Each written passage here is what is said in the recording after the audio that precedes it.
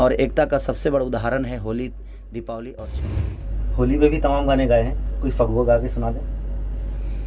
होली खेले रघुबीरा अवध में, होली खेले रघुबीरा।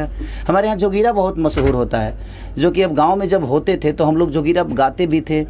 और आपको मुझे लगता है कि फगुआ जो टिपिकल होता था वो एक अलग लेवल पे होता था। तो वो सब कहीं ना कहीं लगातार काम आदमी कर रहा है और लगातार चीज़ों में। और मुझे लगता है कि 3 साल हो गया मुझे होली मनाते हुए, क्योंकि कहीं ना कहीं शो होता है और कहीं ना कहीं सिनेमा करता हूँ तो छोड़ के जाना बड़ा कठिन होता है, क्योंकि कहीं ना कहीं किसी को नुकसान होता है। तो मुझे लगता है छोड़ो यार, अब सेलिब्रेट करने के चक्कर में मैं किसी का नुकसान कर दूँगा तो किसी का 5 लाख नुकसान करना ये कहीं ना कहीं गलत हो जाता है और हमारी करियर के लिए गलत है कि कोई आपके इतना पैसा देकर साइन भी किया है और आपको काम के लिए साइन किया है और आप अपना सेलिब्रेट करने के लिए किसी का काम नुकसान कर दे। तो शायद मैं उसमें थोड़ा सा अलग हूँ कि मैं काम को पहले अहमियत देता हूँ, खुद को वक्त देता हूँ और इन्जॉय के लिए कभी मैंने वक्त नहीं दी। मैंने हमेशा काम के लिए वक्त दिया, ताकि मुझे पता है कि मेरा काम ही मुझे आज यहाँ तक पहुँचाया है। तो सबसे पहले उसको भुला गए हैं हम। देखते हैं एक्चुअली इतना दिन गाँव में, मुझे लगता है 8 साल हो गया गाँव में फगुआ गाए हुए।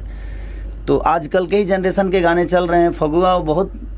अब कैसे कैसे गाते थे वो बड़ा रीबैक जाना पड़ेगा। जो क्या क्या फगुआ होता था, हमारे जो चाचा वाचा लोग आते थे वो बड़ा रीबैक करना पड़ेगा। जो हाँ क्या शब्द, हाँ पुरानिया लोग जो आते थे, तो थोड़ा सा मिस कर रहा हूँ मैं।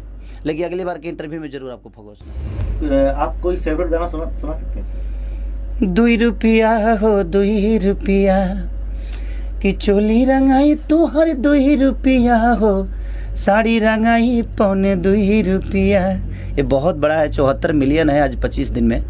तो मुझे लगता है कि होली के सबसे बड़ा सॉन्ग हुआ। और मुझे लगता है कि मैं आज जब से गा रहा हूँ, जब से मुझे स्टारडम मिली है, तब से होली में मैं ही बजा हूँ।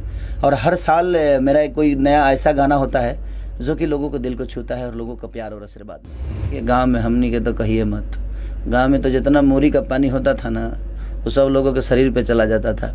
हम लोग का जब मैं गांव में रहता था तो मुझे लगता कि होली के 20 दिन पहले से ही जितने भी बुजुर्ग होते थे उनको रात में पानी फेंकना, गोबर फेंकना, ये सिलसिला हम लोग का बचपना था। वो आज समझ में आता था कि आज वो समझ में आ जाता है कि वो चीज़ें थी कि जो बड़ी खुशी देती थी। उनका गाली सुनना कि जब हम पानी रात को फेंकते, कोई सो रहा है, हम रात को उनके शरीर पर पानी फेंक दिए और वो जो गाली देते थे वो बड़ी, मैंने समझिए कि रामायण महाभारत से ऊपर होता था।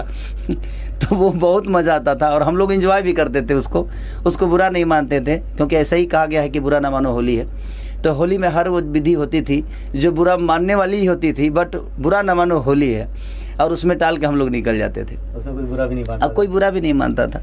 कोई यादगार किस्सा जो शेयर करना चाहते हैं आप? मेरे जीवन में देखिए यादगार तो मुझे लगता है कि मेरे पास बताने के लिए अपने जीवन में बहुत कुछ है, क्योंकि मेरे जीवन की शुरुआत ही गरीबी से हुई है और गरीबी से